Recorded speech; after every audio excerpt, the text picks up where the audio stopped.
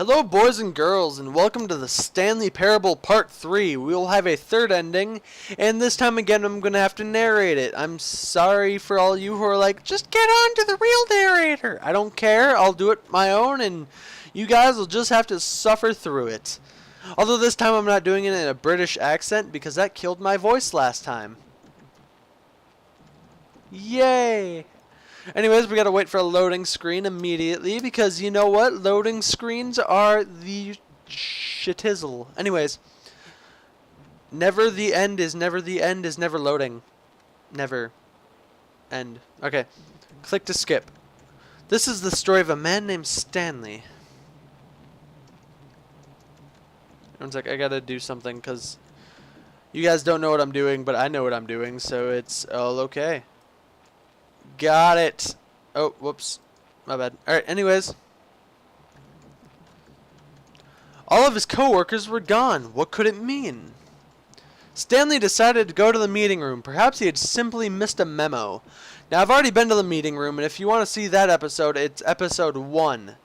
But if you don't want to see the episode and you want to see what happens next, just stick to this one or go to part 2, actually.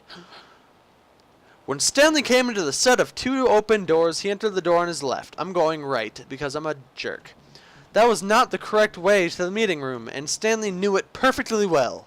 Perhaps he wanted to stop by the employees' lounge first, just to admire it. I don't know why I said Ferge. Ah, yes, truly a room worth admiring. It had really been worth it, the detour after all, just to spend a few moments in the immaculate, beautiful constructed room. Stanley simply stood here, drinking it all in.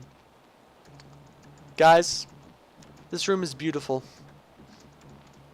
It makes me tear up a little bit. Yes, really worth it. It was worth being in the room. A room so utterly captivating that even though your coworkers have mysteriously vanished, you are sitting looking at these chairs and paintings. Now back to the meeting room, which is right there. Oh, I guess not. Stanley was so bad at following directions. It is incredible he wasn't fired years ago. Look, Stanley, I think perhaps we've gotten off on the wrong foot here. I'm not your enemy, really. I'm not. I realize that investing your trust in someone else can be difficult, but fact is that the story has been nothing but you all this time. There's something you've been neglecting, Stanley. Something you've forgotten about. Please stop trying to make every decision by yourself. Now, I'm not asking for me, I'm asking for her. What? Wait, what? This is it, Stanley. Your chance to redeem yourself. To put your work aside. To let her back into your life. She's been waiting. Wait, what?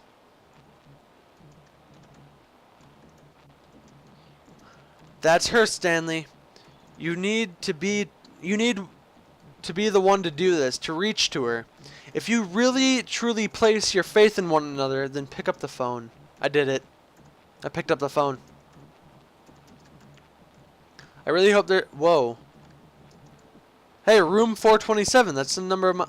Oh, Stanley, is that you? Hold on, sweetie. Sorry I've kept you waiting. I'm just pulling the bread out. All right.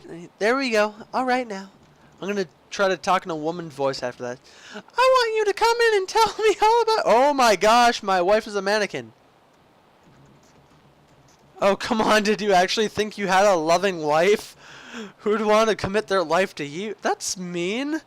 I'm trying to make a point here, Stanley. I'm trying to get you to see something. Come inside. Let me show you what's really going on here. That's super creepy. Oh my god. Oh my god, that's scary. Good morning, employee 427. Press O on your keyboard. Got it. Did it. I'm pressing O. Oh, 0. Got it. Stanley, it's quite boring fellow. He has a job that demands nothing of him, and every button that he pushes is a reminder of the inconsequential nature of his existence. Press 5. Okay. Look at him there, pushing buttons, doing exactly what he's told to do. Now he's pushing a button, now he's eating lunch, now he's going home. Now he's coming back to work. So, what? One might even feel sorry for him, except that he has chosen this life. Press 9. Okay. But in his mind, he can go on fantastic adventures. From behind his desk, Stanley dreamed of these wild expeditions into the unknown, fantastic discoveries of new lands. It was wonderful. And each day that he returned to work was a reminder that none of it would ever happen to him. Press Z to watch. I'm not pressing Z. You cannot tell me what to... Okay, I'm pressing Z. No, the TV's gone! And so he began to fantasize about his own job. First he imagined that one day, while at work, he stepped from his desk to realize that his coworkers were gone. Everyone in the building had suddenly vanished off the face of the earth. That thought excited him terribly. Press L to spend time with the boys. Heck yeah. So he went further. He imagined that he came to 2 open doors that he could go through. At last, choice. It barely mattered what lay behind each door. The mere thought of his decision would mean something were almost too wonderful to behold. Press P to prepare dinner. I don't want to fine. Oh God. As he wandered through the fantasy world, he began to fit in with many possible paths and decisions.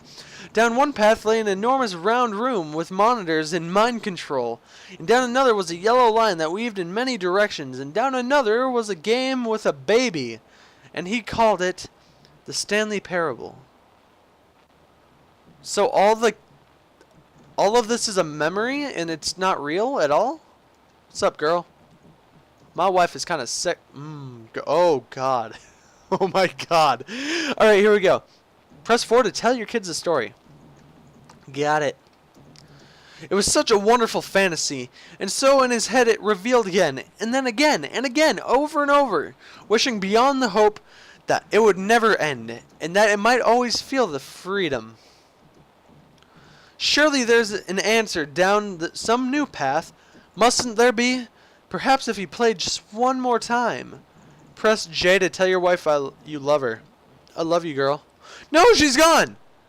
But there's no answer. How could there possibly be? In reality, all he's doing is pushing the same buttons he always has. Nothing has changed. The longer he spends here, the more invested he gets. The more he forgets which life is the real one. Press N to go to sleep. Okay. All I'm trying to tell him is this, that in the world, he can never be anything but an observer. That as long as he remains here, he's slowly killing himself. But he won't listen to me. He won't stop. Here, watch this, Stanley. The next time your screen asks you to push a button, don't do it. Okay. Press 4 to be at work in the morning. I'm not doing it. This is kind of boring. I mean... Okay. Not pressing any buttons. I'm pressing buttons to walk around, but I'm not pressing 4. Because 4 is not my number. And now... Okay, this is getting kind of boring. I kind of want to press 4 now. I don't know what to do, because if I press 4, that means I'm the game's bitch. But if I don't press 4, that means I'm not the game's bitch. But I have to walk around in this empty office for hours on end. And you guys get really bored quickly. I'm not pressing 4, game. Any day now you can start letting me narrate again. I would appreciate it. Hello? Mr. Game, sir? Okay, screw it. I'm pressing 4. You see? Can you not hear me? How can I tell you in a way that you'll understand that every second you remain here, you're electing to kill yourself? How can I get him to see what I see? How can I make him look? Press 5 to question nothing. I suppose I can't. Not in the way I want him to. But I don't make the rules. I simply play to the intended purpose. The same as Stanley. We're not so different, I suppose. I'll try one more time to convey all of this to him. I am compelled to. I must. Perhaps, well, maybe this time he'll see. Maybe this time it'll be different. press die? What the hell? Wait, there's a die button? And again,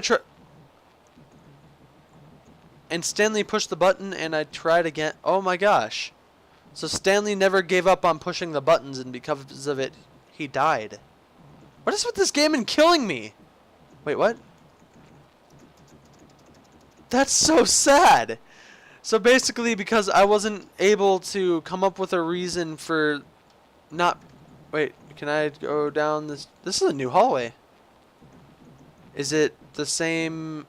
Oh, okay, so it's just Stanley came to the set of doors. Alright.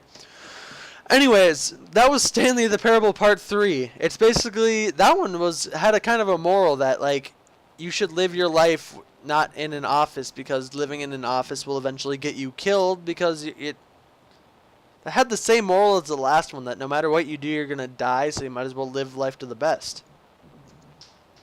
The Stanley Parable, everybody. Anyways, I hope you guys enjoyed this video. There's a lot more philosophical meanings to that whole thing, and I'm sure if you guys want to explain it in the comments, go right down diddly ahead. But anyways, I hope you guys enjoyed this video, once again, of the Stanley Parable, and I will talk to you guys later.